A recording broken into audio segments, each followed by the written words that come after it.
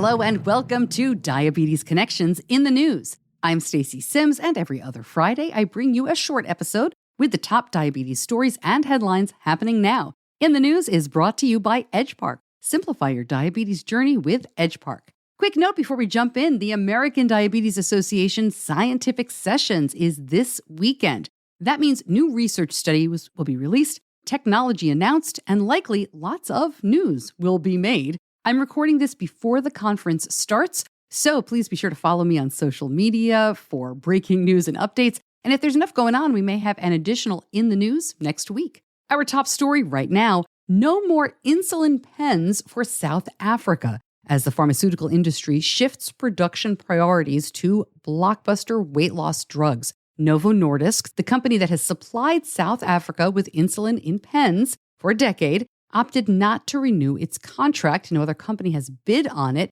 Novo's Ozempic and Wegovy, which are widely prescribed in the U.S. for diabetes and weight loss, are sold in single-use pens produced by many of the same contracted manufacturers who make the multi-dose insulin pens. And as you know, these newer drugs cost a lot more than insulin. Novo dominates the global market for insulin in pens and has supplied South Africa since 2014. Eli Lilly, the other major producer, has indicated it is struggling to keep up with the significant demand for its weight loss drug, Zepbound. By the way, this is all in the New York Times. I will link this up like I link up all of my sources over at diabetes-connections.com. Just click on this episode's homepage. Novo tells the Times it is continuing to supply insulin in vials to South Africa, but pens are much easier to use and more precise. In fact, the vial system was phased out for South Africa in 2014. I posted about this already on social, and I said this is a canary in the coal mine. Everybody going to ADA should be asking Novo and Lilly about this. GLP medications are fantastic, but insulin cannot be left behind. It's happening now in South Africa. It can happen in other countries, and we shouldn't wait to care about it until it happens where we live.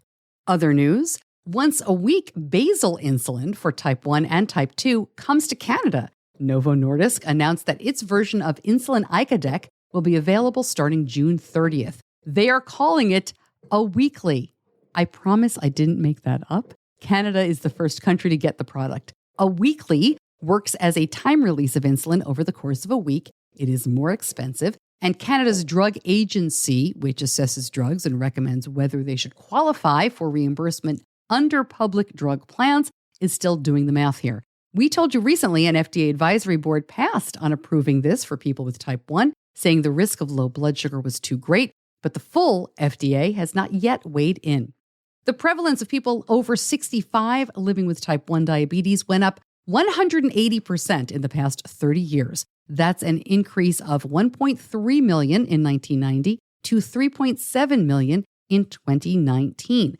Data included people from more than 200 countries. Now, dying from type 1 slipped by about 1% every year in the same time period. The mortality for people over 65 went down 25%.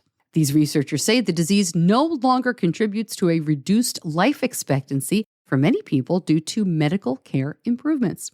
We're hearing more about the limited rollout of Omnipod 5 with the Dexcom G7. This was announced in February, but it just seems to really be getting underway. A few people have received emails that folks new to the system will be getting this first, but that at the end of July, current users will get a controller update so they can use G7 with the current pods. We'll have more on this soon. I don't have a link for you, but thanks to everybody who sent me your emails. Very much appreciated.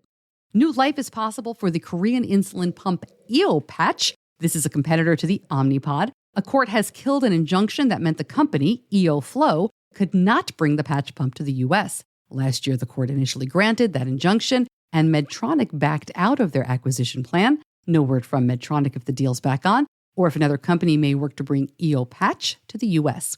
The Secure Simplicity patch is now FDA cleared for up to 4 days of wear. This is a mechanical patch pump that replaces fast-acting injections. This is an extension from 3 days to 4. Now each patch replaces up to 12 injections, making it the longest wearable insulin delivery patch. The company says that's 1,000 fewer shots a year. Marketed mostly to people with type 2 who use insulin, the company says nearly 90% of patients using Secure Simplicity reported following their insulin regimen better as compared to multiple daily injections.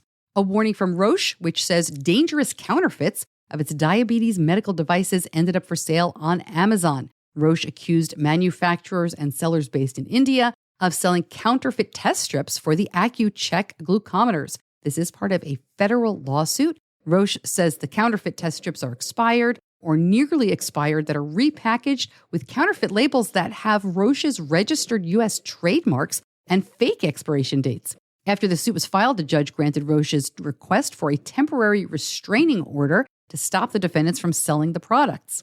The Amazon stores that were offering the products appear to have been taken down.